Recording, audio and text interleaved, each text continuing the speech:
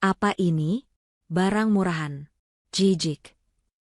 Tepat di pesta ulang tahunnya, di depan ratusan tamu, ibu mertuaku melempar kado pemberianku ke wajahku. Aku menatap suamiku, tapi dia tidak membelaku. Dia hanya tersenyum sinis, menikmati aku dipermalukan. Malam itu, aku menghela nafas dan berkata, mulai sekarang, semuanya akan kuambil. Mereka tertawa, mengira aku bercanda. Mereka tidak tahu. Pembalasanku akan menghancurkan mereka semua. Sebelum ceritanya dimulai, silahkan tulis di kolom komentar dari daerah mana saja teman-teman yang menonton cerita ini. Jangan lupa like dan subscribe agar channel ini bisa semakin berkembang dan bisa mempersembahkan cerita yang lebih menarik lagi. Malam itu, gemerlap cahaya dari lampu kristal raksasa di langit-langit ballroom Hotel Bintang 5 seakan berlomba membutakan mata. Udara dipenuhi aroma parfum mahal yang bercampur dengan wangi bunga lili segar yang dirangkai megah di setiap sudut. Ini adalah malam perayaan ulang tahun Ibu Sanah yang ke-55. Ibu mertua Zahra itu duduk di sebuah kursi tinggi yang dibuat khusus, lebih mirip singgasana daripada kursi pesta. Ia mengenakan gaun malam berwarna merah marun yang berkilauan, rambutnya disasak tinggi, dan leher serta jemarinya dipenuhi berlian. Ia adalah ratu malam ini, dan semua orang yang hadir adalah abdi dalamnya. Zahra berdiri di sudut ruangan, hijab sederhana yang dikenakannya terasa kontras dengan lautan gaun terbuka dan perhiasan yang saling pamer di sekelilingnya. Ia memegang sebuah kotak kayu kecil di tangannya. Sudah 3 tahun ia menikah dengan Dirga, dan selama 3 tahun itu pula ia merasa seperti pajangan yang salah tempat di keluarga ini. Ia mencoba tersenyum pada beberapa tamu yang melintas, namun mereka hanya membalasnya dengan tatapan singkat yang dingin, seolah menilai Zahra dari ujung hijab hingga ujung sepatunya. Zahra tahu mereka membicarakannya. Menantu yang tidak sepadan, begitu bisik-bisik yang sering ia dengar. Mereka tidak tahu, atau mungkin tidak mau tahu, bahwa Zahra ada di sana bukan karena kebetulan. Dirga, suaminya, berada di seberang ruangan. Pria itu tampak tampan dengan setelan jas mahalnya, tertawa lepas bersama rekan-rekan bisnisnya. Ia tidak sekalipun melirik ke arah Zahra sejak mereka tiba 1 jam lalu. Dirga seolah sengaja membiarkannya terasing. Membiarkannya menjadi tontonan bisu atas superioritas keluarga mereka. Zahra menghela nafas pelan. Ia sudah terbiasa. Ia menahan semua ini demi cintanya pada Dirga, cinta yang kini terasa semakin memudar setiap kali ia melihat suaminya itu tersenyum meremehkan padanya di depan umum, terutama di depan Ibu Sanah. Ibu mertuanya adalah sumber dari semua penghinaan ini. Wanita itu tidak pernah menyukainya sejak awal. Ibu Sanah menginginkan menantu dari keluarga sosialita yang setara, bukan Zahra, yang menurutnya, gadis kampung berhijab yang beruntung. Acara puncak pun tiba. Pembawa acara mengumumkan bahwa ini adalah waktunya pemberian kado. Para tamu berbaris, berlomba-lomba mempersembahkan hadiah mereka.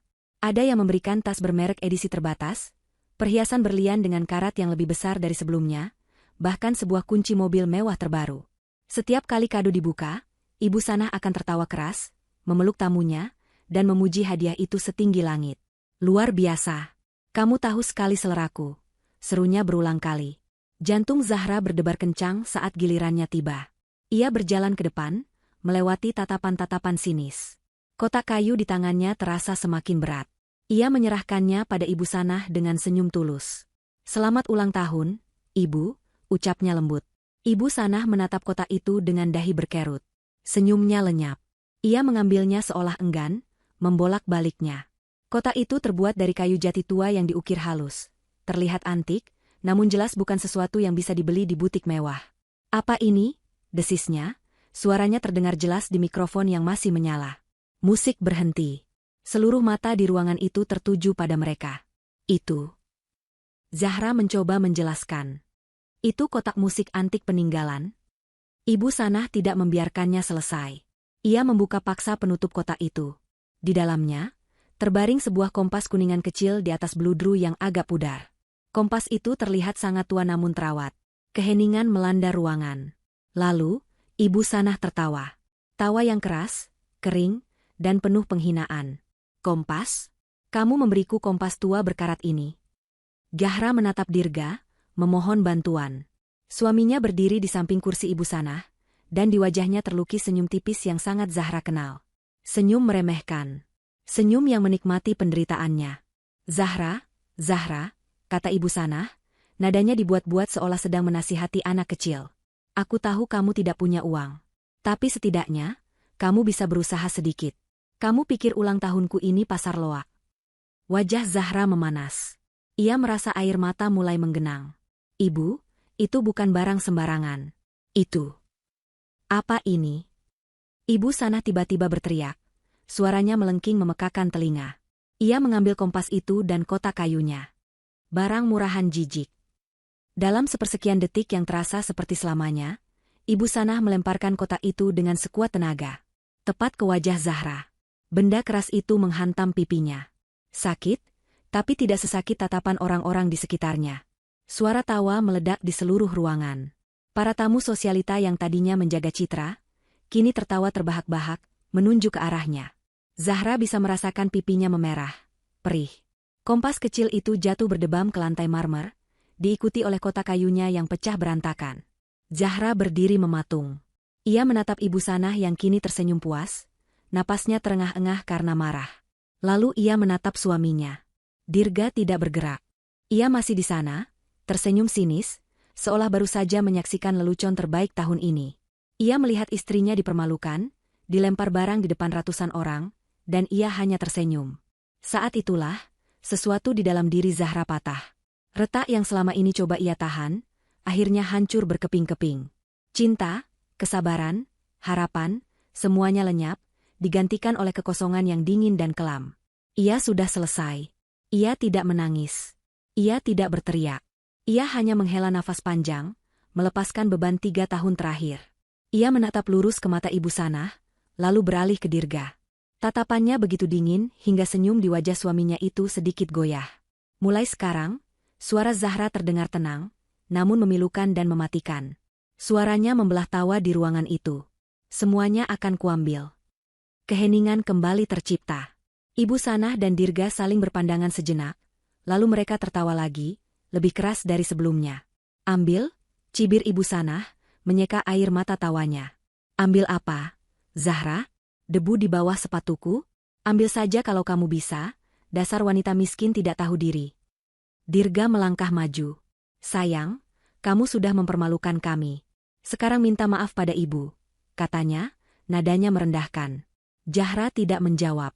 Ia tidak menunduk untuk mengambil kompas yang hancur itu. Ia membiarkannya tergeletak di sana, sebagai simbol dari pernikahannya yang juga sudah hancur. Ia membalikkan badan, hijabnya tetap rapi menutupi kepalanya, punggungnya tegak. Ia berjalan keluar dari ballroom itu, mengabaikan bisikan dan tawa yang mengiringi langkahnya. Setiap langkah terasa ringan. Beban di pundaknya telah terangkat. Ia tidak lagi peduli apa kata mereka. Ia tidak lagi peduli pada Dirga. Begitu ia tiba di koridor yang sepi, ia mengeluarkan ponselnya. Tangannya tidak gemetar. Ia menekan nomor yang sudah lama ia simpan. Panggilan itu dijawab pada dering pertama. Halo, Nona Zahra. Pak Anton, kata Zahra, suaranya datar dan mantap. Jalankan. Semuanya. Tarik. Baik, Nona. Sesuai instruksi Anda. Zahra menutup telepon. Ia menatap pantulan dirinya di cermin besar di dinding koridor. Wanita berhijab dengan mata yang lelah, namun kini ada sepercik api di dalamnya. Mereka mengira ia bercanda. Mereka akan segera tahu bahwa ia tidak pernah seserius ini seumur hidupnya. Pagi menjelang. Matahari menerobos masuk melalui celah gorden sutra tebal di kamar utama yang luasnya melebihi ukuran sebuah apartemen standar. Ibu Sanah menggeliat di atas kasur berukuran super king size miliknya. Ia terbangun dengan perasaan sangat puas. Pesta semalam adalah sukses besar.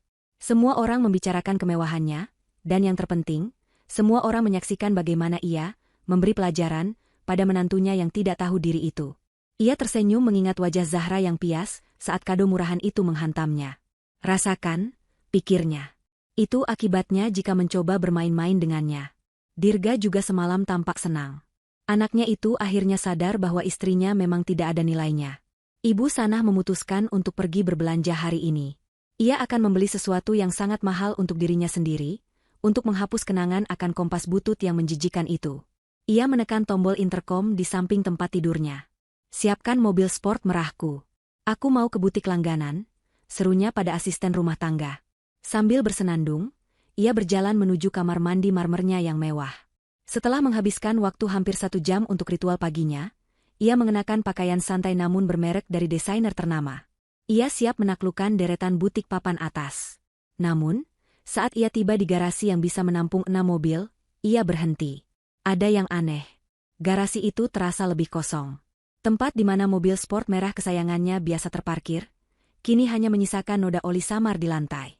"Di mana mobilku?" tanyanya pada sopir yang berdiri kaku di sudut. "Maaf, Bu. Tadi."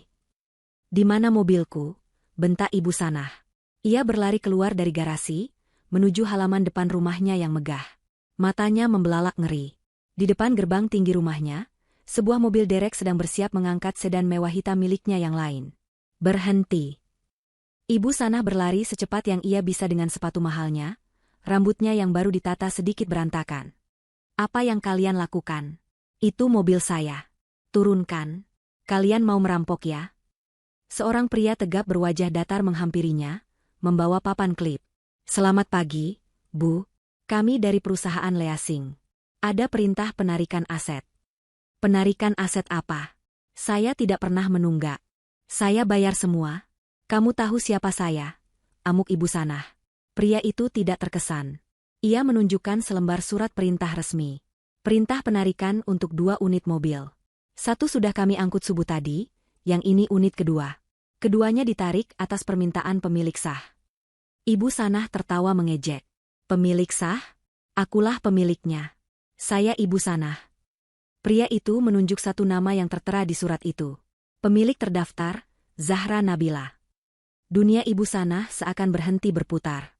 "Zahra? Itu menantuku. Tidak mungkin. Dia tidak punya uang. Ini pasti salah.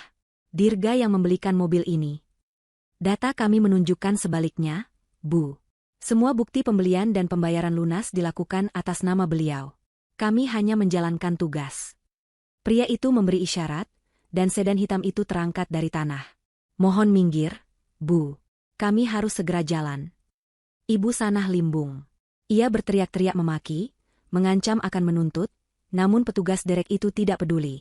Mereka membawa pergi mobil keduanya, meninggalkan Ibu Sanah yang gemetar karena marah dan bingung di halaman rumahnya yang luas. Di saat yang hampir bersamaan, di gedung perkantoran mewah di pusat kota, Dirga sedang menyesap kopi espresso paginya. Ia merasa sangat berkuasa. Semalam adalah penegasan statusnya. Ia sudah lelah dengan sikap Zahra yang belakangan ini sering murung. Penghinaan semalam pasti akan membuatnya sadar di mana posisinya. Dirga berjalan menuju lift eksekutif untuk naik ke ruangannya di lantai tertinggi. Ia menempelkan kartu aksesnya. Lampu berkedip merah. Akses ditolak. Ia mengerutkan dahi. Mungkin kartunya rusak. Ia mencoba lagi. Ditolak. "Pak Dirga?" sapa seorang resepsionis dengan gugup. "Liftnya rusak?" tanya Dirga ketus. "Bukan, Pak.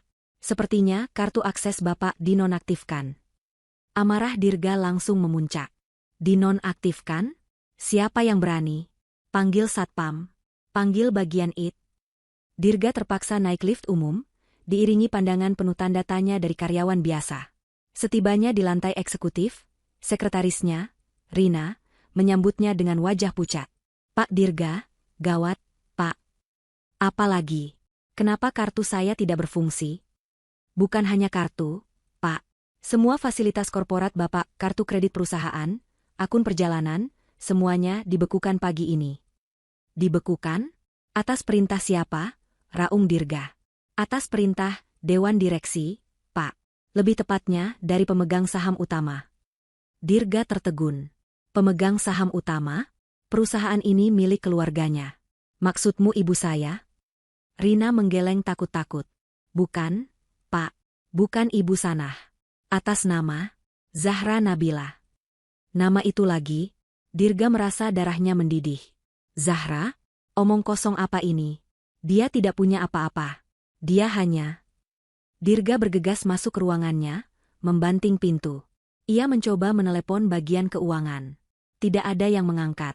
Ia mencoba mengakses rekening bank perusahaannya. Akses ditolak. Ia meraih ponselnya, hendak memaki Zahra habis-habisan. Ia menekan nomor istrinya itu. "Nomor yang Anda tuju sedang tidak terdaftar." Dirga membanting ponselnya ke meja. "Sialan, apa yang terjadi? Permainan apa ini?" Ia segera menelepon rumah. Ibunya mengangkat dengan suara histeris. "Dirga, Mobil ibu. Mobil ibu diambil. Katanya atas nama Zahra. Wanita gila itu mengambil mobil-mobil ibu. Tenang, Bu, teriak Dirga, kepalanya pening. Ini pasti ada kesalahan. Dia tidak mungkin bisa melakukan ini. Dia mengancam kita semalam, Dirga. Dia bilang dia akan mengambil semuanya. Aku kira dia bercanda. Itu hanya gertakan. Bu, dia itu siapa? Dia tidak punya apa-apa selain uang bulanan dariku, kata Dirga, mencoba meyakinkan dirinya sendiri lebih dari ibunya. Mereka berdua terdiam, kemarahan mereka kini bercampur dengan secuil kebingungan. Bagaimana Zahra melakukannya? Bagaimana mungkin namanya ada di surat kepemilikan mobil?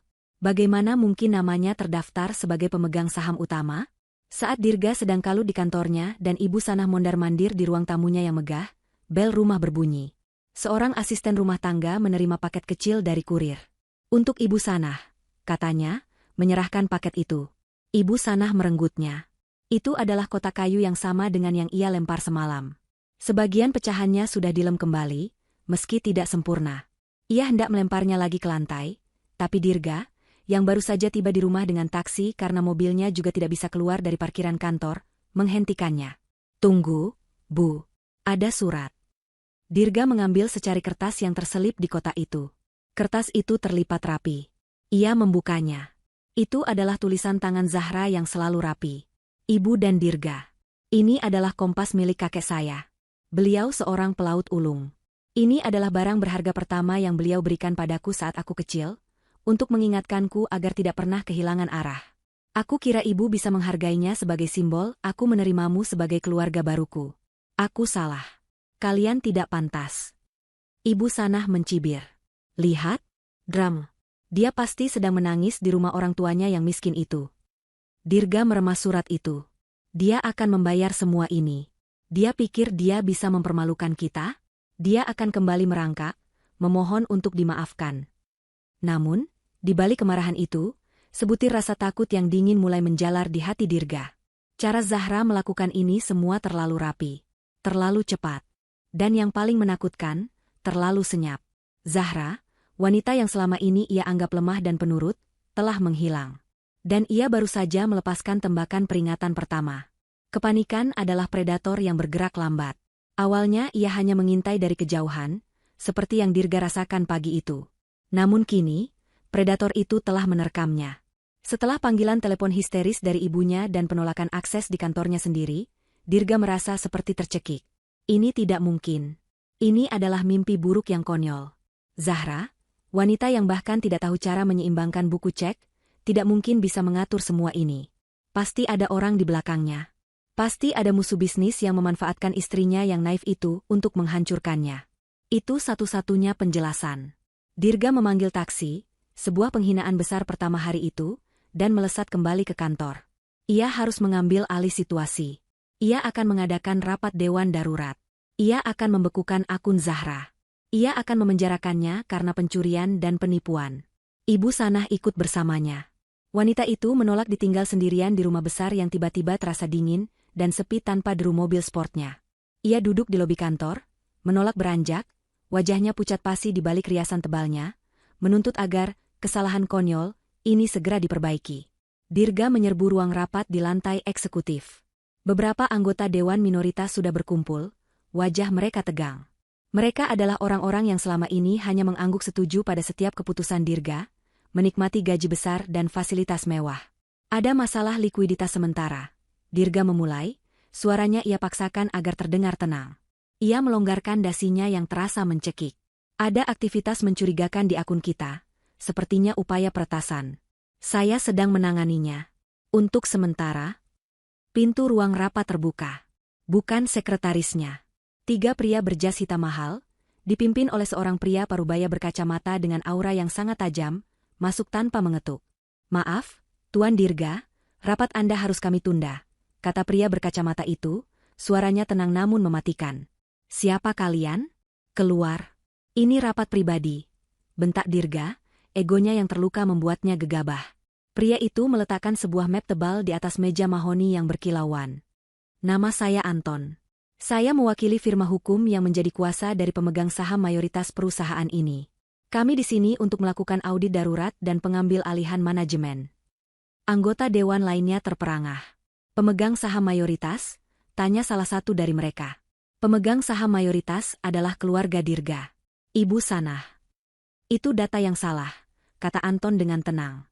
Keluarga Anda, Tuan Dirga, hanya memiliki 30% saham. 70% sisanya dimiliki oleh klien kami, ZN Holding. Dirga tertawa. Tawa yang terdengar kering dan panik. ZN Holding? Tidak ada investor bernama itu di perusahaan ini. Saya yang menjalankannya. Saya tahu setiap investor. Anton tersenyum tipis, senyum yang tidak mencapai matanya. Tentu saja Anda tidak tahu. Klien kami lebih suka berinvestasi secara diam-diam, melalui beberapa perusahaan cangkang di luar negeri. Selama 5 tahun terakhir, setiap kali perusahaan Anda ini nyaris bangkrut karena manajemen Anda yang berani, ZN Holding lah yang menyuntikkan dana talangan. Setiap kali Anda berekspansi, ZN Holding lah yang mendanainya. Klien kami, secara harfiah, adalah alasan mengapa gedung ini masih berdiri. Wajah Dirga memutih. 5 tahun lalu, itu sebelum saya. Sebelum Anda menikah, potong Anton. Tepat sekali. Investasi dimulai jauh sebelum Anda mengenal klien kami. Siapa dia? Tuntut Dirga. Siapa ZN Holding ini? Tunjukkan wajahnya. Sebenarnya, kata Anton, melirik ke pintu. Beliau lebih memilih untuk mendelegasikan ini. Tapi karena Anda memaksa, pintu kembali terbuka. Kali ini, Zahra yang melangkah masuk. Ia tidak terlihat seperti Zahra yang dikenal Dirga. Ia masih mengenakan hijab. Namun kali ini hijab sutra berwarna biru tua yang dipadukan dengan setelan kerja yang tajam dan berkelas. Tidak ada lagi tatapan takut atau ragu di matanya. Yang ada hanya ketenangan baja. Ia diapit oleh 2 orang asisten yang sigap. Seluruh ruangan membeku. Dirga merasa seluruh udara tersedot dari paru-parunya. Ia menatap istrinya seolah melihat hantu. Zahra, bisiknya, tidak percaya. Selamat siang, sapa Zahra, suaranya jernih dan profesional. Ia tidak memandang Dirga. Ia memandang seluruh isi ruangan. Seperti yang sudah dijelaskan oleh Pak Anton, saya adalah pemilik tunggal ZN Holding. Dan ZN Holding adalah pemilik 70% saham perusahaan ini. Bohong. Tiba-tiba Ibu Sanah menyeruak masuk ruangan, tidak peduli lagi pada etika. Gadis kampung ini, mana mungkin. Dia menipu. Dia pembohong. Zahra akhirnya menoleh pada ibu mertuanya. Bohong, Bu Sanah? Apakah ibu kira saya menghabiskan 3 tahun pernikahan saya hanya untuk melayani Anda dan putra Anda? Sementara kalian menghina saya mengelola portofolio saya. Termasuk perusahaan ini, yang saya biarkan Dirga pimpin sebagai hadiah pernikahan. Hadiah? Dirga tergagap. Hadiah yang Anda salah gunakan. Lanjut Zahra, tatapannya beralih ke Dirga. Dingin. Saya membiarkanmu bermain dengan perusahaan ini, mengira kamu akan dewasa. Tapi kamu hanya menggunakannya untuk pamer, untuk membeli mobil mewah atas namaku, untuk menghidupi ibumu yang gila hormat. Dan semalam, suara Zahra sedikit bergetar, bukan karena sedih, tapi karena amarah yang terkontrol.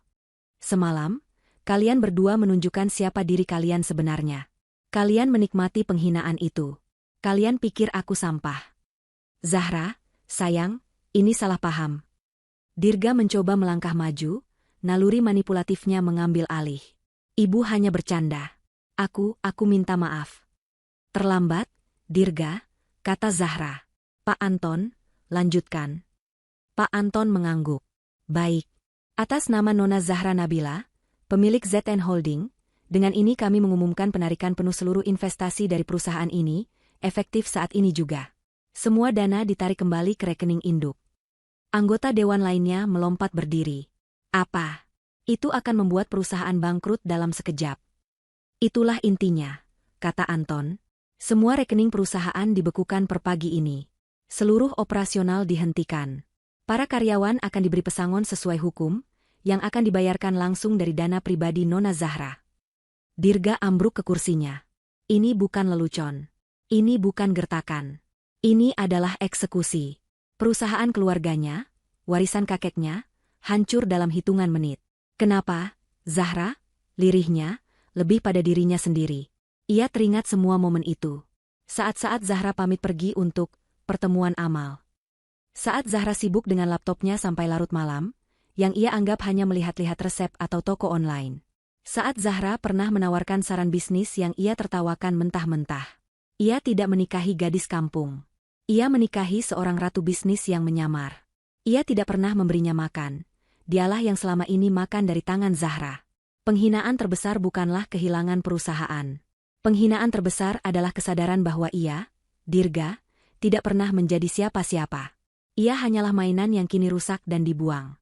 Ini belum selesai, kata Zahra pelan, hanya cukup untuk didengar Dirga. Ia berjalan melewatinya menuju pintu keluar. Ini baru permulaan. Ibu Sanah tidak pingsan. Ia hanya berdiri mematung, mulutnya terbuka, matanya menatap kosong ke pintu tempat Zahra menghilang.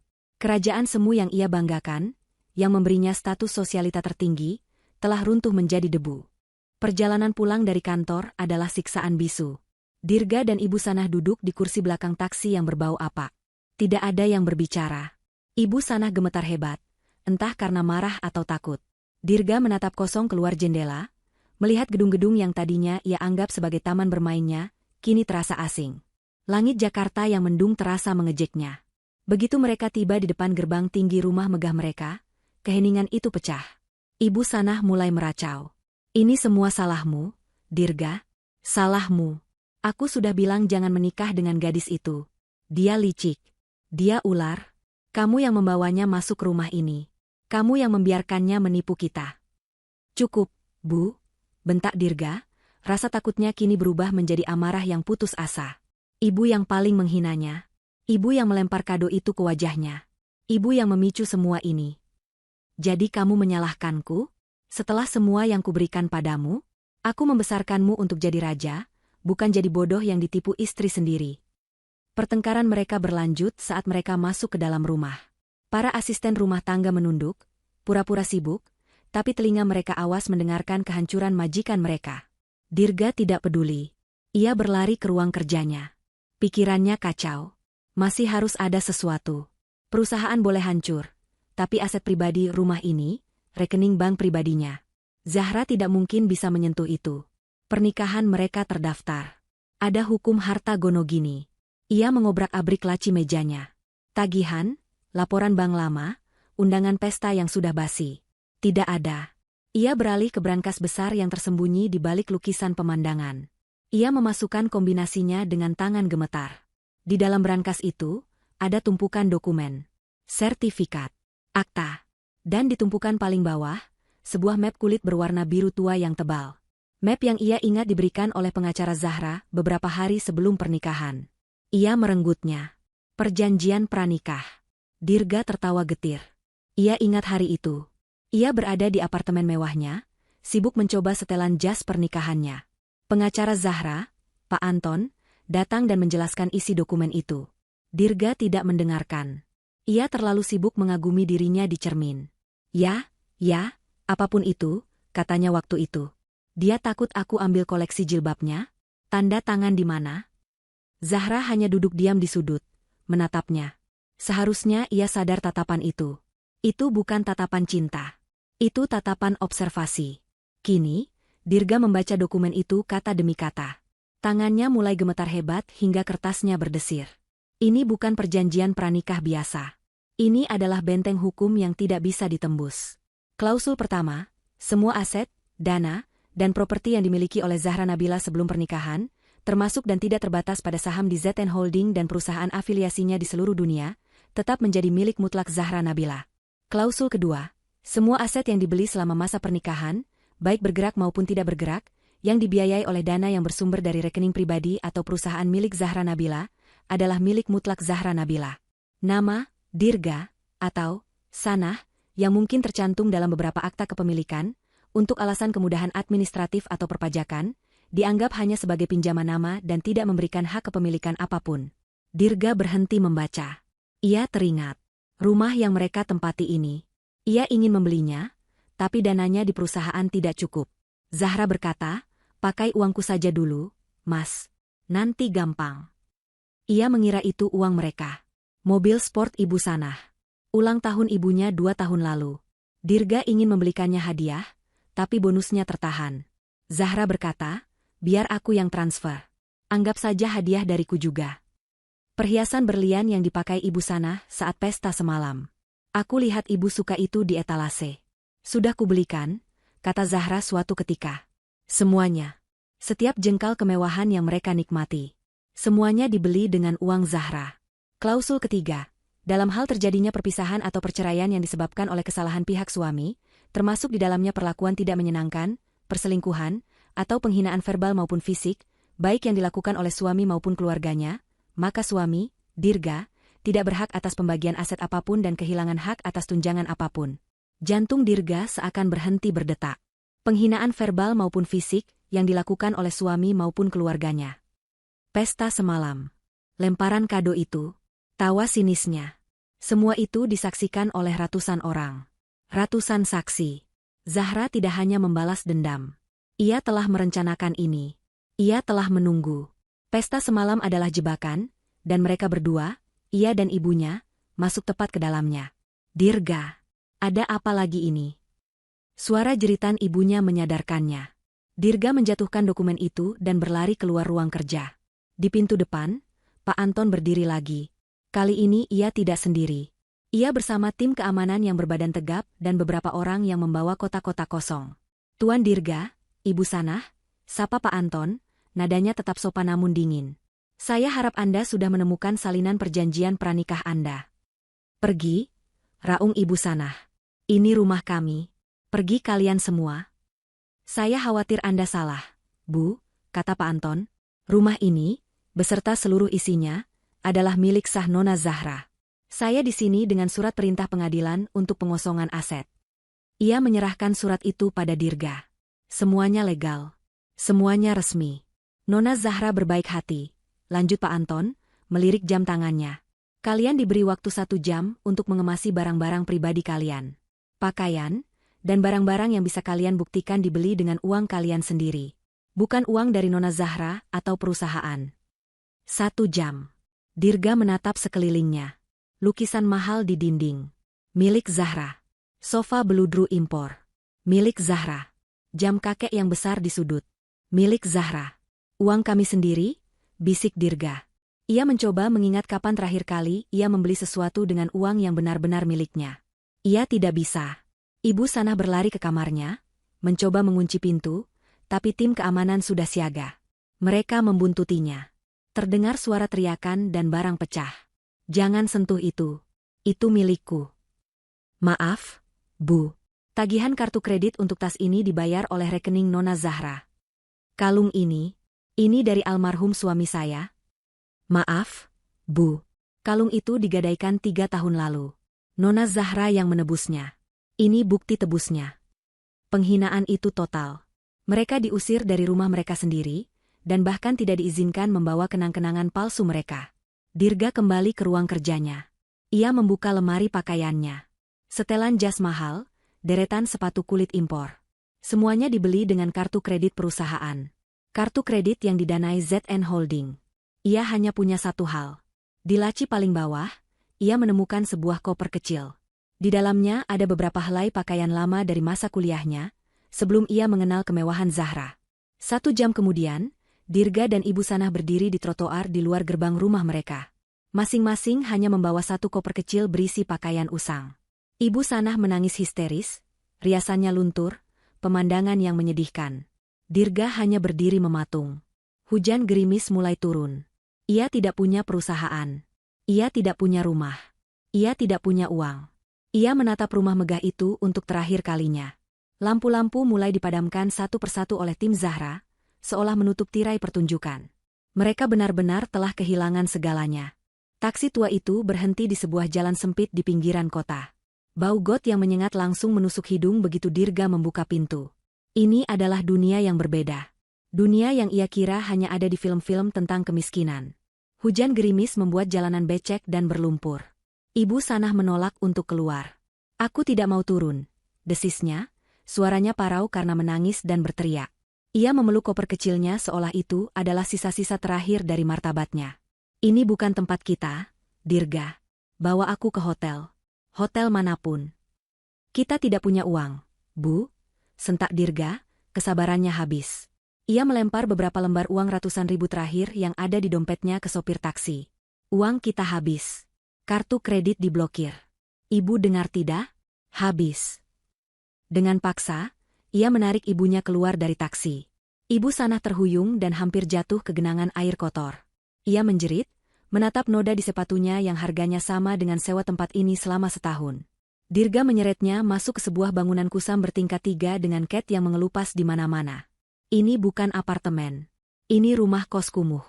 Ini adalah satu-satunya tempat yang mau menerima mereka di jam selarut ini hanya dengan uang tunai. Sebuah tempat yang ia temukan dari pencarian panik di ponselnya sebelum baterainya mati. Kamar mereka ada di lantai 3. Tidak ada lift. Tangganya sempit dan gelap. Begitu Dirga membuka pintu kamar nomor 307, aroma lembab dan bau kapur barus murahan menyerbu mereka. Ruangan itu sempit. Sangat sempit. Hanya ada satu tempat tidur dengan sprei kusam bermotif bunga yang warnanya sudah pudar. Satu lemari plastik reot dan sebuah kipas angin berkarat di langit-langit. Kamar mandinya ada di dalam, jongkok, dengan dinding berlumut. Ibu Sanah menatap semua itu. Keheningannya jauh lebih menakutkan daripada teriakannya. Ia berdiri mematung di tengah ruangan. "Bu," panggil Dirga pelan. Wanita itu perlahan berbalik menghadap putranya. Matanya merah dan bengkak.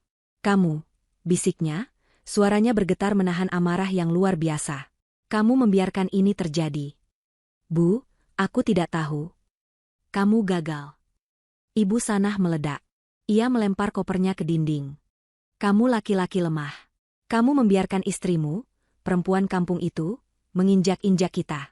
Kamu membiarkan dia mengambil semuanya. Apa gunanya kamu? Apa gunanya aku membesarkanmu?" Ia mulai memukuli dada Dirga dengan membabi buta. "Aku benci kamu. Aku mau rumahku kembali. Aku mau mobilku. Aku mau hidupku kembali."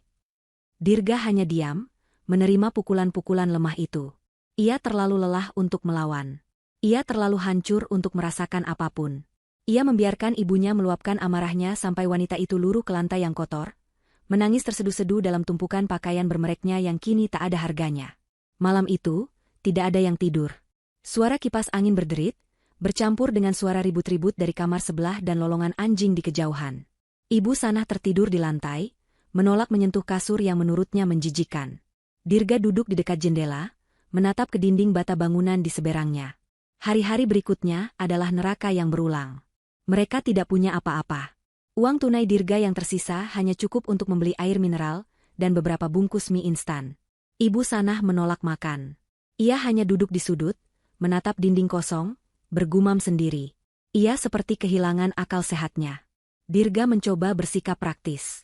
Ia harus mencari bantuan. Ia pergi ke warung internet terdekat. Ponselnya sudah mati total dan ia tidak punya pengisi daya. Ia masuk ke akun media sosialnya. Apa yang dilihatnya membuatnya mual. Berita kebangkrutan mereka ada di mana-mana. Skandal ZN Holding, Dirga Sanjaya terbukti lakukan penggelapan dana perusahaan istrinya sendiri. Jatuhnya Ratu Sosialita Ibu Sanah, didepak dari rumah mewah. Zahra tidak hanya mengambil aset mereka. Ia menghancurkan reputasi mereka. Cerita yang beredar adalah bahwa Dirga dan Ibu Sanah adalah benalu yang menipu Zahra, sang investor jenius yang low profile. Cerita itu didukung oleh kesaksian para tamu di pesta. Kisah, kado kompas murahan, menjadi viral. Publik mencaci maki mereka. Dirga mencoba menghubungi teman-temannya. Rekan-rekan bisnis yang dulu menjilatnya. Panggilan pertama. Tidak diangkat. Panggilan kedua. Ditolak. Panggilan ketiga. "Halo? Bro, ini gue, Dirga. Gue butuh." "Maaf. Siapa ya?" Kayaknya salah sambung. Klik. Telepon ditutup. Tidak ada yang mau berhubungan dengannya. Dia adalah racun. Ibu Sanah juga akhirnya mencoba. Ia meminjam ponsel Dirga. Ia menelepon geng arisan sosialitanya. "Halo, Rika? Ini aku, Sanah." Keheningan sejenak di seberang. "Oh, Sanah. Apa kabar?" Suaranya dingin. Jauh dari tawarnya yang biasa ia dengar. "Rika, tolong aku, Rika. Aku sedang ada masalah. Aku butuh pinjam uang." "Aduh, Sanah. Bukannya aku tidak mau bantu. Tapi kamu tahu kan, suamiku lagi ketat banget soal keuangan. Dan lagi, berita tentang kamu itu jelek sekali. Aku tidak mau ikut-ikutan. Maaf ya." Telepon ditutup. Ia mencoba menelepon yang lain. Jeng? Maaf, Sanah. Aku lagi di Paris. Sinyal jelek. Nanti aku telepon lagi ya. Padahal Ibu Sanah bisa mendengar suara pasar di latar belakang. Satu persatu, semua pintu tertutup. Para sahabat yang dulu memujinya, yang dulu berebut ingin difoto bersamanya, kini menganggapnya seperti wabah penyakit. Status adalah mata uang mereka, dan Ibu Sanah kini bangkrut total. Malam itu, Dirga pulang membawa sebungkus nasi dan telur dadar. Ia menemukan ibunya sedang mencoba membersihkan noda di gaun sutranya dengan sabun cuci piring murahan di kamar mandi yang bau. Kita harus makan, Bu, kata Dirga, suaranya datar. Ibu Sanah menatapnya. Matanya yang dulu angkuh, kini kosong. Dia tidak hanya mengambil uang kita, Dirga, bisiknya. Dia mengambil nama kita. Dia mengambil harga diri kita. Kita bukan siapa-siapa lagi. Dirga meletakkan bungkusan nasi itu di meja plastik. Kita masih hidup. Ini bukan hidup, jerit Ibu Sanah. Ini sampah. Aku lebih baik mati daripada hidup seperti ini. Ibu Sanah benar. Ini bukan hidup. Ini adalah kuburan yang mereka gali sendiri. Dan Zahra hanya menguruk tanah di atas mereka. Dirga menatap nasi bungkus itu. Rasa lapar mengalahkan harga dirinya. Ia mulai makan dengan lahap, menggunakan tangannya. Ia makan seperti orang yang tidak pernah makan berhari-hari. Ia tidak peduli lagi. Di tengah makannya, ia berhenti. Sebuah keputusan terbentuk di benaknya. Hanya ada satu jalan keluar. Ia tidak bisa melawan Zahra dengan kekuatan. Ia tidak bisa melawannya dengan hukum. Ia akan melawannya dengan cara yang selalu ia gunakan, manipulasi. Ia akan memohon. Ia akan merangkak. Ia akan berpura-pura menyesal. Ia akan menyalahkan ibunya. Ia akan melakukan apapun untuk mendapatkan Zahra kembali. Bukan karena ia mencintainya. Tapi karena Zahra adalah satu-satunya sekoci penyelamat di lautan kehancurannya. Butuh 3 hari bagi Dirga untuk mengumpulkan tekad. 3 hari hidup dalam kekumuhan, memakan mie instan, dan mendengarkan racauan ibunya yang perlahan-lahan kehilangan kewarasan. Uang tunai mereka benar-benar habis. Pemilik kos sudah mengetuk pintu mereka, menagih uang sewa harian. Keputusasaan adalah motivator terkuat. Ia mencuci mukanya di kamar mandi berlumut, mencoba merapikan kemejanya yang sudah lecek. Ia tidak bercukur selama berhari-hari. Penampilannya acak-acakan. Ia terlihat persis seperti apa yang ia rasakan, seorang pecundang. Ibu di sini. Jangan kemana-mana. Aku akan selesaikan ini, katanya pada Ibu Sanah, yang hanya menatapnya dengan pandangan kosong. Dirga berjalan kaki berkilo-kilometer. Ia tidak punya uang untuk ojek atau bus. Ia berjalan menuju pusat kota, menuju gedung pencakar langit yang pernah menjadi miliknya. Setiap langkah adalah siksaan. Orang-orang di jalan menatapnya aneh. Pria berpenampilan gelandangan dengan sisa-sisa setelan mahal yang kotor. Ketika ia akhirnya sampai di lobi gedung, ia disambut oleh 2 satpam baru yang berbadan tegap. "Maaf, Pak. Ada perlu apa?" tanya mereka, menghalangi jalannya. "Saya Dirga. Saya dulu CEO di sini. Saya mau bertemu Zahra, istri saya." Kedua satpam itu saling berpandangan, lalu menahan tawa. "Tuan Dirga, ya? Kami ada perintah khusus. Anda tidak diizinkan masuk ke gedung ini. Saya harus bertemu dengannya. Ini darurat." Dirga mencoba menerobos. Kedua satpam itu langsung mencengkeram lengannya. "Maaf, Pak. Pergi, atau kami panggil polisi." "Zahra, Zahra." Dirga berteriak sekuat tenaga, berontak. "Sayang, aku di sini. Tolong aku." Perbuatannya menarik perhatian seisi lobi. Karyawan yang berlalu lalang berhenti, berbisik, dan mulai merekam dengan ponsel mereka. Ini adalah tontonan yang memalukan. Mantan penguasa gedung itu kini bergulat dengan satpam di lantai lobi. Tiba-tiba, suara tenang terdengar dari interkom satpam. "Biarkan dia naik. Antar dia ke ruang rapat utama di lantai atas." Itu suara Pak Anton. Satpam itu melepaskannya. Dengan kasar, mereka mendorong Dirga ke lift eksekutif, lift yang dulu hanya bisa ia akses dengan sidik jarinya. Perjalanan naik terasa seperti perjalanan menuju tiang gantungan. Pintu lift terbuka. Lorong itu masih sama, tapi terasa berbeda. Lebih sibuk, lebih profesional. Tidak ada lagi pajangan seni abstrak tak berguna yang dibeli ibunya. Dindingnya kini dipenuhi papan tulis dengan diagram alur kerja. Satpam itu membukakan pintu ruang rapat utama. Ruangan tempat ia dipermalukan beberapa hari lalu. Di dalam, pemandangannya membuatnya tertegun. Ruangan itu penuh. Sekitar 12 orang eksekutif muda berpenampilan tajam duduk mengelilingi meja. Dan di ujung meja, di kursi yang dulu menjadi singgasananya, duduklah Zahra. Ia mengenakan hijab berwarna navy yang serasi dengan blazernya. Wajahnya tenang, matanya fokus pada layar laptop di depannya. Ia tampak bersinar. Ia tampak berkuasa. Ia tampak cantik, dengan cara yang tidak pernah Dirga sadari sebelumnya. Di sampingnya, Pak Anton berdiri, mempresentasikan sesuatu di layar besar. Saat Dirga masuk, didorong oleh Satpam, semua mata menoleh padanya. Tatapan mereka bukan kasihan. Tatapan mereka adalah campuran antara jijik dan rasa ingin tahu yang dingin. Zahra mengangkat kepalanya. Matanya bertemu dengan mata Dirga. Tidak ada kemarahan, tidak ada kebencian. Hanya kekosongan. Seolah ia sedang melihat orang asing yang mengganggu rapat penting. "Tinggalkan kami," kata Zahra kepada timnya. Tim itu mengangguk serempak. Mereka mengemasi barang-barang mereka dengan efisien dan keluar dari ruangan, meninggalkan Dirga sendirian bersama Zahra dan Pak Anton. Keheningan itu memekakan. Dirga tidak tahu harus mulai dari mana. Rencana manipulatifnya menguap. Yang tersisa hanyalah kepanikan mentah. Ia melangkah maju. Dan ia melakukan satu-satunya hal yang ia bisa. Ia berlutut. Ia menjatuhkan dirinya ke lantai marmer yang dingin, merangkak beberapa langkah, dan memegang ujung meja di dekat kaki Zahra. "Zahra?" Suaranya pecah. Air mata yang tulus. Bukan karena penyesalan, tapi karena penghinaan diri, mengalir di pipinya yang kotor. "Sayang, maafkan aku. Maafkan aku." Zahra hanya menatapnya. Aku bodoh, Zahra. Aku buta. Aku tidak tahu apa-apa," isaknya. "Itu semua ibu. Ibu yang meracuni pikiranku. Sejak awal dia tidak pernah menyukaimu. Dia yang memaksaku untuk diam saat dia menghinamu. Dia yang membuatku jadi pria lemah." Dirga menengadah, wajahnya basah oleh air mata dan keringat. Aku tidak menikmati itu, Zahra. Sumpah. Aku tersiksa melihatmu dipermalukan. Aku takut pada ibuku. Tapi sekarang aku sadar. Kamulah satu-satunya yang penting.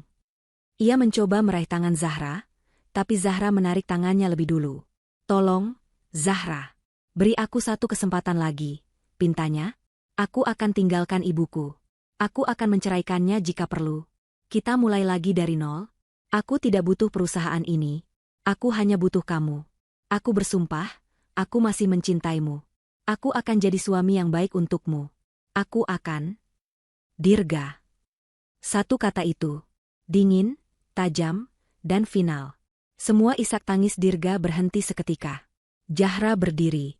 Ia berjalan mengitari meja, bukan untuk menolong Dirga berdiri, tapi untuk berdiri menjulang di hadapannya.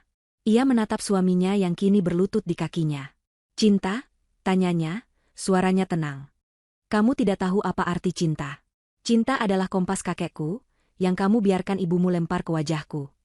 Bukan begitu. "Kamu menyalahkan ibumu," lanjut Zahra, seolah Dirga tidak berbicara. "Memang, dia wanita yang jahat. Tapi kamu lebih buruk. Kamu adalah seorang pengecut. Kamu bersembunyi di balik kekayaanku, menikmati kemewahannya, tapi membiarkan aku dihina untuk melindungi egomu yang rapuh." Zahra berjongkok sedikit, menyamakan tatapan mereka. Dirga bisa mencium aroma parfum lembut dari hijabnya. Aroma kesuksesan yang kini jauh dari jangkauannya. "Kamu bilang kamu tidak menikmatinya? Aku melihat matamu malam itu, Dirga. Saat ibumu berteriak, saat para tamu tertawa. Kamu tersenyum. Senyum sinis yang puas. Kamu menikmati melihatku direndahkan, karena itu membuatmu merasa lebih unggul." Dirga tidak bisa berkata-kata. Zahra tahu. Dia melihat semuanya. "Penyesalanmu palsu," kata Zahra. "Kamu tidak menyesal telah menyakitiku. Kamu hanya menyesal karena kamu kehilangan segalanya. Kamu menangis bukan karena cinta, tapi karena kamu lapar dan miskin." Zahra berdiri tegak. "Sudah selesai, Dirga. Tidak ada kesempatan kedua. Tidak ada kita." Ia menekan tombol interkom di meja. "Keamanan." Dua satpam yang tadi membawanya naik, segera masuk kembali. "Tolong," bisik Dirga, sisa-sisa harga dirinya hancur. "Zahra, jangan, aku tidak punya apa-apa lagi. Ibuku." Ibumu adalah urusanmu, kata Zahra, membalikkan badan, kembali menghadap jendelanya yang menyuguhkan pemandangan kota. Mulai sekarang, kalian berdua akan belajar apa artinya bekerja untuk hidup. Tolong antar Tuan Dirga keluar, perintah Zahra, suaranya kembali profesional. Dia bukan lagi karyawan di sini. Pastikan dia tidak pernah menginjakan kaki di gedung ini lagi. Satpam itu menarik Dirga berdiri. Ia terlalu syok untuk melawan. Saat mereka menyeretnya ke pintu, Zahra menambahkan satu kalimat terakhir, tanpa menoleh. Oh, dan Pak Anton, katanya pada pengacaranya. Tolong kirimkan tagihan ganti rugi pembersihan karpet lobi ke alamatnya yang baru. Perusahaan ini sekarang dijalankan dengan benar. Kita tidak menanggung biaya untuk sampah. Dirga didorong keluar. Pintu ruang rapat tertutup di belakangnya, membungkam dunianya. Ia diseret melewati karyawan-karyawan yang kini menatapnya dengan pandangan penuh kemenangan. Penghinaannya kini lengkap.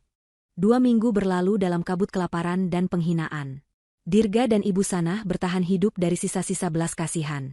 Dirga mencoba mengamen di stasiun, namun suaranya parau dan penampilannya yang kotor membuatnya diusir oleh petugas keamanan. Ibu Sanah mencoba menjual cincin kawinnya, satu-satunya perhiasan yang ia beli dengan uangnya sendiri jauh sebelum mengenal kemewahan Zahra. Namun toko emas hanya menawarnya dengan harga yang konyol, menuduhnya itu barang curian. Mereka kini berutang uang sewa kos selama 2 minggu. Suatu sore, saat Dirga baru kembali dari usahanya yang sia-sia mencari pekerjaan kasar, seorang kurir berjaket rapi berhenti di depan gang kumuh mereka. Sebuah anomali yang mencolok. Kurir itu bertanya-tanya, sebelum akhirnya menemukan kamar nomor 307. Ia menyerahkan sebuah amplop tebal berwarna gading, dicetak dengan tinta emas. Untuk Tuan Dirga dan Ibu Sanah, katanya, menahan napas karena bau di lorong itu. Ibu Sanah, yang sedang berbaring lesu di kasur, langsung bangkit. Tangannya yang kotor gemetar saat merobek amplop itu. Matanya membelalak. Itu adalah undangan resmi. Undangan? Bisiknya, suaranya serak. Pesta. Zahra. Dia mengundang kita. Dirga merebut kertas itu. Grand Relaunching PT. ZN Sejahtera, nama baru perusahaan mereka. Bertempat di ballroom utama Hotel Imperial. Hotel yang sama. Ballroom yang sama. Ini jebakan, desis Dirga. Ingatan bagaimana ia diseret keluar oleh satpam masih segar membekas. Dia ingin mempermalukan kita lagi. Tidak, seru Ibu Sanah, matanya berkilat dengan secercah kegilaan. Dia mengundang kita. Itu tandanya dia masih peduli. Dia sadar dia tidak bisa tanpa kamu, Dirga. Dia ingin kita kembali. Kita harus datang. Kita harus tunjukkan padanya bahwa kita tidak hancur. Tunjukkan pakai apa, Bu? Dirga tertawa getir. Lihat diri kita. Kita bau. Kita tidak punya baju. Ibu mau datang ke pesta pakai daster kotor ini? Kita akan pergi. Ibu Sanah bersikeras. Ia bangkit, mengobrak-abrik koper kecilnya. Ia mengeluarkan gaun yang ia kenakan saat diusir dari rumah. Gaun itu kusut, kotor di beberapa bagian, dan baunya tidak sedap. Aku akan cuci ini. Kamu pakai kemejamu yang kemarin. Kita akan datang. Kita akan memohon. Dia pasti luluh. Dia istrimu. Dirga tahu ini sia-sia. Tapi apalagi pilihan mereka? Mereka akan diusir dari kos ini besok. Mungkin, jika mereka memohon di depan umum, di depan semua tamu pentingnya, rasa malu akan memaksa Zahra memberi mereka sedikit uang untuk bertahan hidup. Dengan putus asa, ia mengangguk. Malam pesta itu, pemandangan mereka berdua sangat menyedihkan. Dirga mengenakan kemeja lecek yang masih agak lembab, dan Ibu Sanah mengenakan gaun lamanya yang warnanya sudah pudar di beberapa tempat karena dicuci paksa dengan sabun batangan. Mereka tiba di Hotel Imperial dengan berjalan kaki. Saat mereka mencoba masuk ke ballroom, satpam yang berjaga langsung menghentikan mereka. Maaf, acara ini khusus undangan. Kami diundang, tukas Ibu Sanah, menyodorkan undangan yang sudah lecek. Satpam itu memandangnya dengan jijik, dari rambut acak-acakan hingga sepatu usangnya. Tapi ia memeriksa daftar tamu di tabletnya. Anehnya, nama mereka ada di sana. Dirga dan Sanah. Satpam itu mengangkat bahu dan membiarkan mereka masuk. Gemerlap ruangan itu 1000 kali lebih menyilaukan dari ingatan mereka. Pesta ulang tahun Ibu Sanah dulu terkesan norak dan pamer dibandingkan ini. Pesta Zahra begitu elegan. Bunga-bunga segar berwarna putih dan perak, alunan musik klasik yang lembut, dan para tamu yang berbicara dengan nada berkelas. Semua orang ada di sana. Geng sosialita Ibu Sanah. Rekan bisnis Dirga. Para pejabat. Tapi ada yang berbeda. Dulu, mereka adalah pusat perhatian. Sekarang, mereka adalah kuman. Begitu mereka melangkah masuk, percakapan terhenti. 100 pasang mata menoleh ke arah mereka. Keheningan sesaat, lalu digantikan oleh gelombang bisikan yang riuh. Ya Tuhan, itu Sanah. Memalukan sekali, dia datang dengan baju seperti itu. Kudengar mereka sekarang tinggal di got. Lihat Dirga, hancur sekali. Tawa yang meledak bukan tawa terbahak-bahak seperti di pesta Ibu Sanah. Ini tawa tertahan di balik gelas sampanye. Tawa sinis yang jauh lebih menyakitkan. Ibu Sanah, yang tadinya berjalan dengan sisa-sisa kesombongan, kini ciut. Ia ingin berbalik, tapi Dirga mencengkeram lengannya. Sudah terlanjur, Bu. Mereka melihat Zahra. Ia berdiri di tengah ruangan, dikelilingi oleh para investor baru dan pejabat tinggi. Ia mengenakan gaun muslimah berwarna perak yang menakjubkan, hijabnya ditata sempurna dengan bros berlian sederhana namun sangat mahal. Ia adalah matahari, dan semua orang adalah planet yang mengelilinginya. Dengan sisa keberaniannya, Ibu Sanah melepaskan diri dari Dirga dan mencoba menerobos kerumunan itu. Ia harus bicara pada Zahra. Zahra, nak, panggilnya, suaranya terdengar putus asa. Kerumunan itu terbelah. Zahra menoleh. Wajahnya tetap tenang, seolah ia tidak mengenali wanita acak-acakan di depannya. Ibu. Lanjut Ibu Sanah, air matanya mulai menggenang. Zahra, maafkan Ibu, tolong kami. Zahra mengangkat satu tangannya. Bukan untuk memeluk, tapi untuk menghentikannya. Maaf, kata Zahra, suaranya jernih terdengar oleh semua orang di dekatnya. Saya rasa Anda salah orang. Apakah Anda bagian dari staf catering yang tersesat? Penghinaan itu begitu telak, begitu dingin, hingga Ibu Sanah tidak bisa bernapas. Geng sosialitanya yang berdiri di dekat situ menutup mulut mereka, menahan tawa. Tapi, aku Ibu. Para tamu sekalian, suara Zahra tiba-tiba terdengar di seluruh speaker. Ia memegang mikrofon kecil. Ia tidak lagi mempedulikan Ibu Sanah, membiarkannya berdiri mematung di tengah lingkaran rasa malu. Semua mata beralih ke panggung kecil. Zahra melangkah ke atas, anggun. Selamat malam, sapanya. Terima kasih telah hadir untuk merayakan awal baru dari perusahaan kami. Perusahaan ini dibangun di atas visi baru. Visi integritas, kerja keras, dan transparansi. Dirga berdiri di sudut, bersembunyi di balik pilar. Ia hanya bisa menonton. Sebuah perusahaan, lanjut Zahra, tidak boleh dibangun di atas kesombongan. Tidak boleh dijalankan oleh orang-orang yang nilainya hanya sebatas apa yang mereka kenakan, atau apa yang mereka kendarai. Mata Zahra seolah menyapu ruangan, dan berhenti sejenak pada Ibu Sanah yang gemetar. Untuk merayakan awal baru ini, saya tidak akan memotong pita. Saya akan melakukan sesuatu yang lebih baik. Saya akan membersihkan sisa-sisa masa lalu yang tidak berguna. Layar raksasa di belakangnya menyala, menampilkan sebuah gambar. Gambar rumah mewah yang dulu ditinggali Dirga dan Ibu Sanah. Malam ini, kata Zahra, saya mengumumkan peluncuran Yayasan Nabila. Sebuah yayasan amal yang akan berfokus pada pendidikan anak-anak tidak mampu. Tepuk tangan riuh terdengar. Dan sebagai donasi pertama, lanjut Zahra, senyum tipis tersungging di bibirnya. Yayasan ini akan menerima seluruh aset yang berhasil disita dari manajemen lama yang korup. Gambar di layar berganti. Mobil sport merah Ibu Sanah. Sedan hitam mewah. Seluruh kendaraan mewah ini, kata Zahra, akan dilelang malam ini juga. Seluruh hasilnya akan digunakan untuk membeli bus sekolah. Lalu, gambar kembali ke rumah megah itu.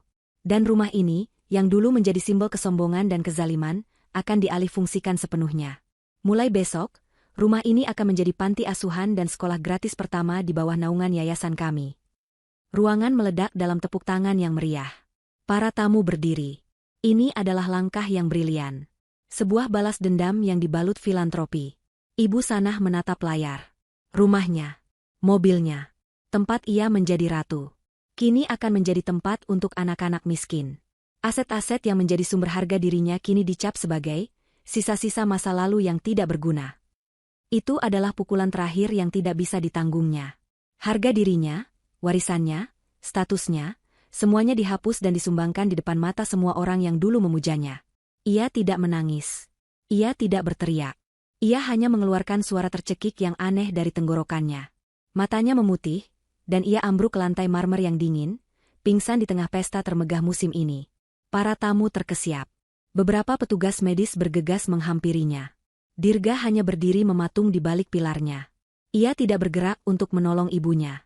Ia terlalu malu. Terlalu hancur. Di atas panggung, Zahra tidak terganggu. Ia hanya mengangkat gelasnya. Untuk masa depan yang bersih. Silakan, nikmati pestanya.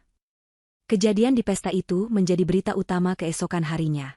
Ratu Sosialita jatuh pingsan saat mantan menantu lelang asetnya untuk amal. Foto Ibu Sanah yang tergeletak tak berdaya di lantai ballroom, kontras dengan foto Zahra yang berdiri anggun di atas panggung, tersebar di setiap portal berita dan tabloid. Dirga membawa ibunya kembali ke koskumu mereka malam itu, setelah tim medis hotel membangunkannya, dan dengan sopan mengusir mereka. Ibu Sanah tidak lagi berbicara. Ia hanya diam, matanya menatap kosong ke langit-langit kamar yang berjamur. Guncangan malam itu telah mematahkan sesuatu di dalam dirinya. Publik, yang tadinya hanya mencaci maki, kini berpesta di atas penderitaan mereka. Tapi di tengah hiruk-pikuk itu, satu pertanyaan mulai muncul di kalangan media yang lebih serius. Siapa sebenarnya Zahra Nabila? ZN Holding muncul entah dari mana.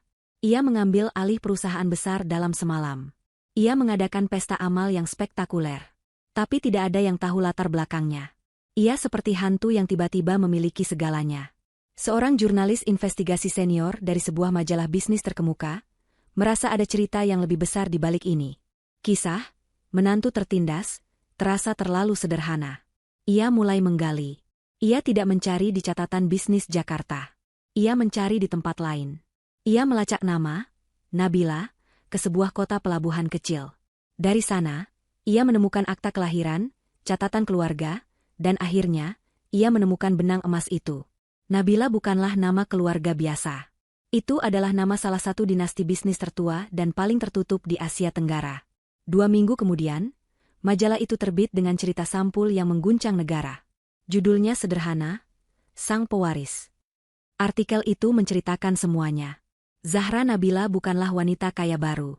Ia adalah pewaris tunggal, generasi kelima dari Nabila Group, sebuah konglomerat global yang bergerak di bidang perkapalan, logistik, dan properti. Kekayaan bersih mereka membuat ZN Holding terlihat seperti uang jajan. Zahra sengaja menyembunyikan identitasnya. Ia kuliah di universitas negeri biasa dengan nama ibunya, tanpa embel-embel Nabila. Artikel itu mengutip seorang sumber anonim yang dekat dengan keluarga, kemungkinan besar Pak Anton, yang menjelaskan alasannya. Zahra muak dengan para pria yang mendekatinya hanya karena uang. Ia ingin dicintai apa adanya. Ia bertemu Dirga saat magang di sebuah perusahaan kecil. Dirga saat itu hanyalah seorang manajer junior yang ambisius. Zahra mengira ia telah menemukan pria yang sederhana dan pekerja keras. Ia jatuh cinta pada potensi Dirga, bukan pada statusnya. Saat mereka menikah, Zahra tetap diam. Ia bahkan mendanai perusahaan keluarga, Dirga secara diam-diam melalui ZN Holding, memberinya panggung untuk bersinar, berharap suaminya akan tumbuh menjadi pria yang ia impikan. Ia mentolerir Ibu Sanah, menganggap kesombongan wanita itu sebagai rasa tidak aman yang lucu. Lalu, artikel itu sampai pada bagian terpenting. Bagian yang membuat seluruh negeri menahan napas. Kado Kompas murahan. Jurnalis itu telah melacak kompas yang dilempar Ibu Sanah. Potongan-potongannya kini disimpan di brankas pribadi Zahra. Jurnalis itu mewawancarai seorang kurator museum maritim dan ahli barang antik terkemuka. Kompas itu, ternyata, sama sekali bukan kuningan tua berkarat. Itu adalah kompas navigasi kerajaan, dibuat di London pada akhir abad ke-18. Benda itu terbuat dari perak murni dengan lapisan emas 24 karat, dan dihiasi dengan safir kecil sebagai penanda mata angin. Tapi nilai materinya bukanlah yang utama. Itu adalah kompas yang digunakan oleh Laksamana Nabila, kakek buyut Zahra, saat ia pertama kali berlayar dan membangun kerajaan perkapalannya. Itu adalah pusaka keluarga. Simbol dari seluruh warisan, kerja keras, dan visi keluarga Nabila. Nilai sentimentalnya tidak terhingga. Nilai lelangnya, menurut sang ahli, bisa mencapai puluhan miliar rupiah. Benda yang oleh Ibu Sanah disebut, barang murahan jijik, itu, nilainya lebih mahal daripada seluruh aset gabungan Ibu Sanah dan Dirga, bahkan di masa jaya mereka. Cerita ini meledak seperti bom nuklir. Kini, publik tidak hanya membenci Dirga dan Ibu Sanah. Mereka memandang keduanya dengan rasa jijik yang luar biasa. Mereka bukan lagi sekadar benalu, Mereka adalah orang-orang bodoh paling tidak tahu diuntung dalam sejarah. Di kamar kos mereka, Dirga membaca artikel itu dari ponsel seorang penghuni kos lain yang berbaik hati meminjamkannya. Ia membacanya dengan lantang untuk ibunya, suaranya bergetar. Miliaran. Kompas itu. Miliaran. Ibu Sanah, yang selama berhari-hari hanya diam, mulai tertawa. Awalnya tawa kecil yang aneh, lalu semakin keras, berubah menjadi tawa histeris yang menakutkan. Ia tertawa sampai air matanya mengalir, sampai ia terbatuk-batuk. Miliaran? Ia terengah-engah.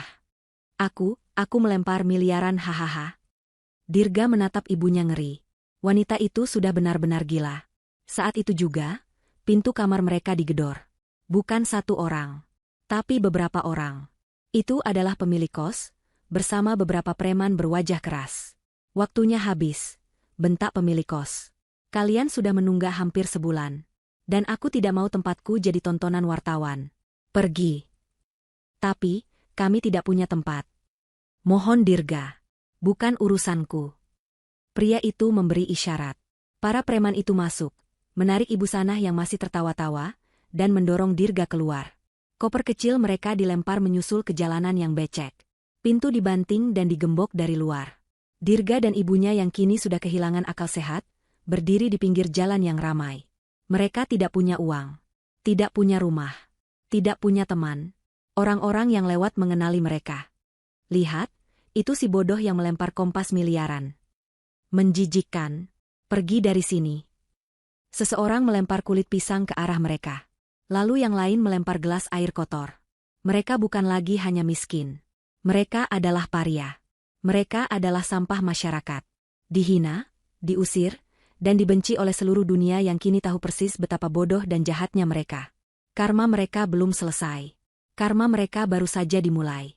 Trotoar yang basah dan dingin adalah kasur mereka malam itu. Setelah diusir dengan kasar dari rumah kos, Dirga dan Ibu Sanah resmi menjadi gelandangan. Mereka tidak punya tujuan. Tidak ada lagi teman atau kerabat yang bisa didatangi. Nama mereka telah menjadi racun, identik dengan kebodohan dan pengkhianatan. Orang-orang yang lewat meludahi mereka. Anak-anak kecil melempari mereka dengan batu, berteriak, itu si pelempar kompas. Mereka berlindung di bawah jembatan layang yang berdebu, berbagi tempat dengan tikus-tikus got dan gelandangan lain yang menatap mereka dengan curiga. Bau pesing dan sampah yang membusuk begitu pekat, hingga membuat perut mual. Ibu Sanah, wanita yang dulu tidak akan menyentuh gelas jika tidak terbuat dari kristal, kini duduk meringkuk di atas tumpukan kardus kotor. Ia tidak lagi menangis. Ia hanya bergumam. Miliaran di wajahnya, haha kompas merah mobilku. Gumamannya tidak pernah berhenti. Ia menggaruk-garuk lengannya yang kini dipenuhi bintik-bintik merah, karena gigitan serangga. Dirga menatap ibunya dengan kebencian yang murni. Inilah wanita yang menghancurkannya. Karena kesombongan wanita ini, ia kehilangan segalanya. Tapi ia juga membenci dirinya sendiri. Ia benci kelemahannya, kebenciannya pada tatapan sinis Dirga di pesta itu. Ia kini terikat pada wanita gila ini, terikat oleh darah dan kemiskinan. Selama seminggu, mereka hidup dari mengais-ngais sisa makanan di tempat sampah di belakang restoran. Dirga mencoba mengemis, tapi wajahnya terlalu terkenal. Orang-orang merekamnya dengan ponsel, menertawakannya, lalu mengunggahnya. Mantan CEO kini mengemis di jalan. Setiap video baru menjadi bahan tertawaan nasional. Akhirnya, rasa lapar yang tak tertahankan mengalahkan harga dirinya. Ia harus bekerja. Tapi siapa yang mau mempekerjakannya? Ia tidak punya keahlian selain memberi perintah dan menghabiskan uang. Ia mendatangi sebuah pasar induk di tengah malam, saat semua orang tertidur. Ia menyembunyikan wajahnya di balik topi lusuh yang ia temukan. Ia memohon pada seorang mandor kuli angkut. Saya butuh kerja, Pak. Apa saja. Mandor itu menatapnya dari atas ke bawah. Tanganmu terlalu bersih. Kamu tidak terlihat seperti pekerja. Saya akan bekerja keras. Tolong, Pak. Ibu saya sakit. Mandor itu, mungkin karena kasihan atau butuh tenaga ekstra, akhirnya mengangguk. Angkut karung-karung sayur itu ke truk. Jangan sampai ada yang jatuh. 1 karung 5.000 perak. Pekerjaan itu adalah neraka. Karung-karung itu berat dan basah. Punggung Dirga, yang terbiasa bersandar di kursi kulit yang empuk, terasa seperti akan patah. Tangannya yang halus melepuh hanya dalam 1 jam pertama. Ia bekerja seperti robot, menahan rasa sakit dan malu. Pada subuh hari, Ia dibayar 30.000 perak. Cukup untuk membeli 2 porsi nasi bungkus dan air mineral. Ia kembali ke bawah jembatan. Ibunya masih di sana, bergumam. Ia melempar sebungkus nasi ke pangkuan ibunya. Makan. Ibu Sanah membuka bungkusan itu. Nasi dengan lauk tempe orek dan sedikit bihun. Ia menatapnya, lalu melemparkannya ke tanah. Ini bukan makananku. Aku mau salmon. Aku mau kaviar. Dirga menamparnya. Tamparan keras yang mengejutkan mereka berdua. Makan. Raungnya, suaranya serak. Makan, atau ibu mati kelaparan di sini. Ibu Sanah terisak, ketakutan. Ia menatap putranya, pria yang dulu ia puja, kini terlihat seperti preman pasar. Dengan tangan gemetar, ia memungut nasi yang tercecer di kardus kotor itu dan mulai memakannya. Dirga tahu ia tidak bisa menghidupi mereka berdua dengan menjadi kuli. Ia harus memaksa ibunya bekerja. Kegilaan ibunya sepertinya mereda saat ia lapar atau takut. Setelah beberapa hari, Dirga berhasil mendapatkan pekerjaan untuk ibunya. Sebuah pekerjaan di mal kumuh di pinggiran kota. Bukan mal mewah tempat ia biasa berbelanja. Ini adalah mal kecil yang kotor dan bau, dengan lantai keramik yang pecah-pecah. Pekerjaannya, petugas kebersihan. Spesialisasi, toilet. Setiap pagi, Dirga mengantar ibunya, memastikan ia masuk kerja.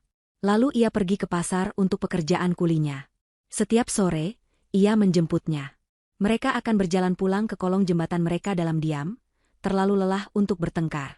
Suatu hari, Ibu Sanah sedang bekerja.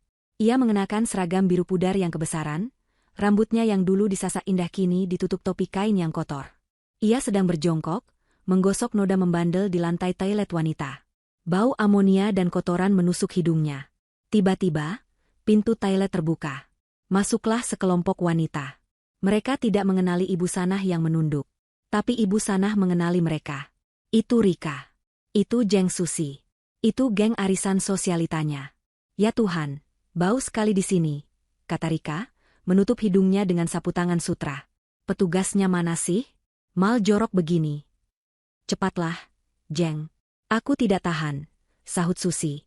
Mereka masuk ke bilik, mengobrol dan tertawa tentang rencana liburan mereka ke Swiss. Ibu Sanah membeku. Ia ingin lari. Ia ingin bersembunyi. Tapi ia tidak bisa. Ia hanya bisa terus menggosok lantai. Wajahnya menunduk dalam, air matanya bercampur dengan air pel yang kotor. Mereka adalah dunianya. Dan kini, ia adalah kotoran di bawah sepatu mereka. Tapi karma belum selesai. Puncak penderitaannya terjadi seminggu kemudian. Mal tempatnya bekerja sedang ramai.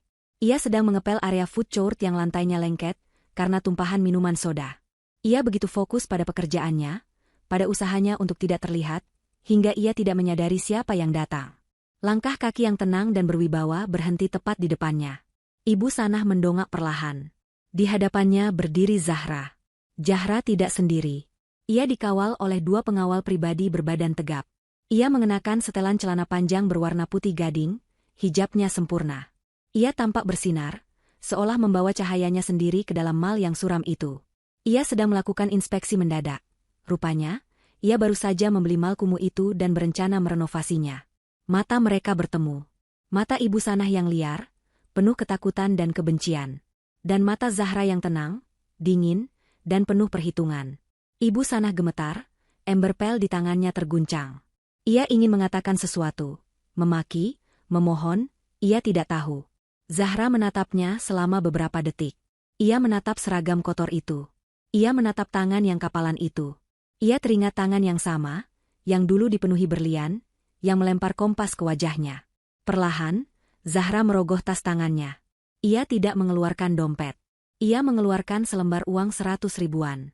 Uang itu baru dan kaku. Ia mengulurkan tangannya, bukan untuk memberikannya. Ia melepaskan uang itu. Uang itu melayang pelan, berputar, sebelum mendarat di lantai yang basah dan kotor, tepat di genangan air pel di depan kaki Ibu Sanah. Ibu Sanah menatap uang merah yang tergeletak di air kotor itu. Untuk kerja keras Anda, kata Zahra, suaranya pelan namun terdengar jelas oleh orang-orang di sekitar. Zahra tidak menunggu jawaban. Ia berbalik, dan dengan diiringi pengawalnya, ia berjalan pergi, meninggalkan Ibu Sanah yang mematung. Seluruh food court terdiam. Semua mata tertuju pada Ibu Sanah. Mereka melihat wanita tua petugas kebersihan itu. Mereka melihat uang 100.000 yang terhina di lantai. Dan mereka melihat punggung Zahra yang anggun menghilang. Ibu Sanah menatap uang itu. Penghinaan ini adalah yang paling sempurna. Ini adalah yang paling kejam. Zahra telah membayarnya. Membayarnya seperti membayar pelayan, seperti membayar pengemis. Tawa itu kembali. Tawa histeris yang menakutkan itu meledak dari tenggorokannya. Ia tertawa sambil menangis, berlutut di lantai yang kotor, menatap uang yang basah itu. Ia tidak menyentuhnya. Ia hanya tertawa, tawa seorang wanita yang telah kehilangan segalanya, termasuk akal sehatnya, di tangan orang yang paling ia remehkan. 1 tahun kemudian, waktu memiliki cara untuk menyembuhkan, tapi juga untuk mengukuhkan takdir. Bagi Zahra, waktu adalah sekutu. Bagi Dirga dan Ibu Sanah, waktu adalah algojo yang tak kenal lelah. Rumah megah yang dulu menjadi istana kesombongan Ibu Sanah kini dipenuhi tawa anak-anak. Zahra telah menepati janjinya. Panti asuhan Nabila telah resmi beroperasi selama 6 bulan. Dinding yang dulu dihiasi lukisan-lukisan pamer yang mahal, kini dipenuhi gambar-gambar krayon yang cerah. Ruang dansa yang luas telah diubah menjadi perpustakaan dan ruang bermain. Zahra ada di sana sore itu. Ia duduk di lantai di taman belakang, hijab praktisnya sedikit miring karena seorang anak perempuan kecil sedang mencoba mengepangnya. Zahra tertawa lepas. Ini adalah tawa yang tidak pernah didengar Dirga. Tawa yang murni dan ringan. Sudah, sayang. Nanti hijab ibu berantakan, katanya lembut, memeluk anak itu. Pak Anton menghampirinya, membawa tablet. Nona Zahra, laporan kuartal terakhir sudah masuk. ZN Sejahtera mencatatkan laba bersih tertinggi dalam sejarahnya. Rencana ekspansi ke Singapura dan Australia sudah siap. Terima kasih, Pak Anton, kata Zahra, senyumnya tidak pudar. Tolong atur agar 20% dari laba itu dialihkan ke anggaran operasional panti ini. Saya mau mereka mendapatkan guru-guru terbaik. Baik, Nona. Pak Anton tersenyum. Ia tidak lagi melihat kliennya. Ia melihat seorang pemimpin. Zahra berdiri, menatap rumah itu.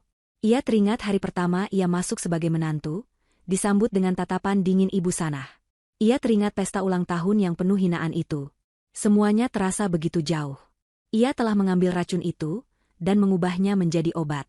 Ia telah mengubah simbol kejatuhannya menjadi monumen kemenangannya. Ia tidak lagi merasakan amarah. Ia hanya merasakan kedamaian. Di belahan kota yang lain, di sudut yang berbeda, kedamaian adalah kata yang asing. Di sebuah warteg sempit yang pengap di dekat terminal bus, bau keringat bercampur dengan asap rokok dan aroma gulai yang dipanaskan berulang kali. Lalat-lalat berdengung. Di meja sudut yang paling gelap, duduklah Dirga dan Ibu Sanah. Dirga terlihat 10 tahun lebih tua. Wajahnya yang dulu tampan kini kusam, terbakar matahari, dan dihiasi bekas luka tipis di pipinya, hasil dari perkelahian dengan sesama kuli. Ia mengenakan jaket ojek online yang warnanya sudah pudar. Ia baru saja selesai menarik penumpang selama 12 jam. Ibu Sanah duduk di hadapannya. Rambutnya yang dulu legam kini dipenuhi uban, dipotong pendek asal-asalan. Ia jauh lebih kurus. Tangannya gemetar permanen. Ia tidak lagi tertawa histeris, tapi tatapannya sering kosong. Ia bekerja sebagai pencuci piring di warteg itu, sebuah pekerjaan yang diberikan pemilik warteg karena kasihan. Sepiring nasi dengan tempe bacem dan sayur nangka ada di depan mereka berdua, untuk dimakan bergantian. Cepat habiskan, desis Dirga. Aku harus ambil orderan lagi. Ibu Sanah menyuap nasi dengan lamban. Aku lihat tadi, katanya pelan, suaranya parau. Lihat apa lagi? Tanya Dirga bosan.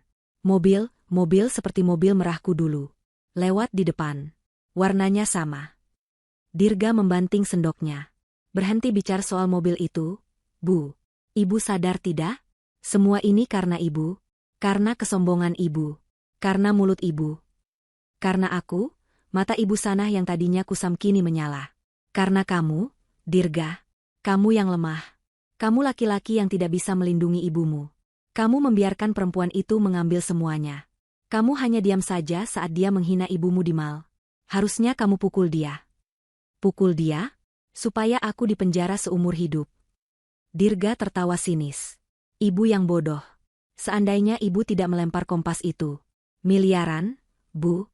Kita bisa hidup seperti raja. Tapi ibu melemparnya. Ke wajahnya. Bodoh. Bodoh. Kamu yang membawanya. Kamu yang menikahinya. Dan ibu yang meracuninya. Pertengkaran itu adalah ritual harian mereka. Saling menyalahkan. Saling mengutuk. Mereka terikat dalam lingkaran setan kebencian. Mereka adalah penjara bagi satu sama lain. Setiap kali Dirga melihat wajah ibunya, ia teringat semua yang telah hilang. Setiap kali Ibu Sanah melihat putranya, ia teringat kegagalannya. Ini adalah karma mereka yang sesungguhnya. Bukan hanya kemiskinan. Tapi hidup selamanya dengan orang yang paling mereka salahkan atas kehancuran mereka. Malam itu, jauh dari warteg yang berisik, Zahra berdiri di balkon penthouse barunya. Sebuah apartemen mewah yang ia beli dengan uangnya sendiri, bukan warisan. Itu adalah kantor pusat barunya. Ia memandang ke bawah, ke gemerlap lampu kota Jakarta. Jutaan cahaya, jutaan kehidupan. Di suatu tempat di bawah sana, dua orang sedang menjalani hukuman seumur hidup mereka. Ia teringat senyum sinis Dirga. Ia teringat teriakan, barang murahan jijik, dari Ibu Sanah. Zahra menghela nafas panjang, tapi bukan helaan nafas kesedihan. Itu adalah helaan nafas kelegaan. Ia meraih secangkir teh melati hangat di mejanya.